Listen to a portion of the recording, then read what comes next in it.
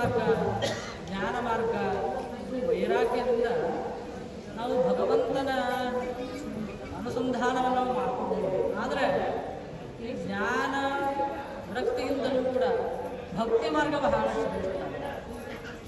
ಯಾಕೆ ಅಂತ ಕೇಳಿದರೆ, ಭಕ್ತ್ಯಾ ತುಷ್ಯತಿ ಕೇವಲಂ ನಚಗುಣೈ.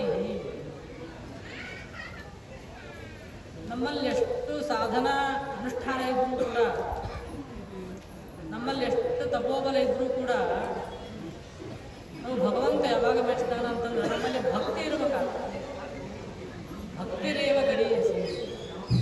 ಯಾವಾಗ ನಮ್ಮಲ್ಲಿ ಭಕ್ತಿಯ ಉದಯ ಆಗ್ತದೆ ಆವಾಗ ನಾವು ಭಗವಂತನ ದೃಷ್ಟಿಗೆ ಬೀಳ್ತೇವೆ.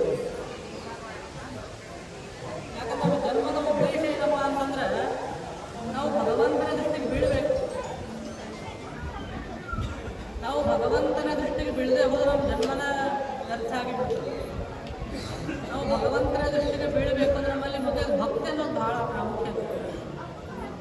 ಯಾವಾಗ ನಮ್ಮಲ್ಲಿ ಭಕ್ತಿ ಅನ್ನೋದು ಬರ್ತದೆ ಅವಾಗ ನಾವು ಭಗವಂತನ ಸಾಮೀಪ್ಯಕ್ಕೆ ಹೋಗ್ತೀವಿ. ನಾವು ಭಕ್ತಿ ಅನ್ನೋದು ತೋರಿಕೆ ಭಕ್ತಿ ಆಗಬಾರ್ದು.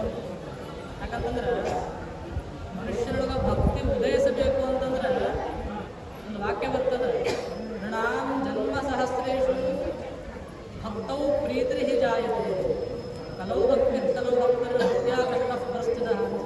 ಅಂದರೆ ನಮ್ಮ ಅಂತಃಕರಣದೊಳಗೆ ಭಗವಂತನ ಮೇಲೆ ಭಕ್ತಿ ಬರಬೇಕು ಅಂದ್ರೆ ನೃಣಾಂ ಜನ್ಮ ಸಹಸ್ರೇಷು ಎಷ್ಟೋ ಸಾವಿರ ಜನ್ಮ ಕಳೆದ್ರೆ ನಮಗೆ ಭಗವಂತನ ಮೇಲೆ ಭಕ್ತಿ ಉದಯ ಆಗ್ತದೆ. ಅಂಥದ್ರೊಳಗೆ ನಾವೆಲ್ಲ ಅನೇಕ ವರ್ಷಗಳಿಂದ ಆ ಮಹಾಸ್ವಾಮಿ ಭಕ್ತರಾಗಿ ಇದ್ದೀರಿ, ಅವನ ಮೇಲೆ ಭಕ್ತಿ ಮಾಡ್ತೀರಿ ಅಂತಂದ್ರೆ ಅಹೋಭಾಗ್ಯ.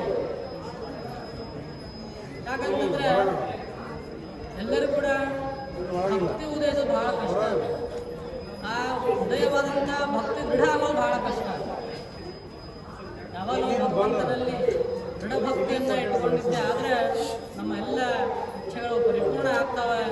ನಾವೆಲ್ಲ ಏನು ಮೂಲ ಕ್ಷೇತ್ರಕ್ಕೆ ಪಾದಯಾತ್ರೆ ಮುಖಾಂತರವಾಗಿ ಬಂದಿರಿ, ನಿಮ್ಮೆಲ್ಲರ ಕಷ್ಟಗಳು ಪರಿಹಾರ ಆಗಲಿ, ನಿಮ್ಮ ಇಚ್ಛೆಗಳು ಪೂರ್ಣ ಆಗಲಿ.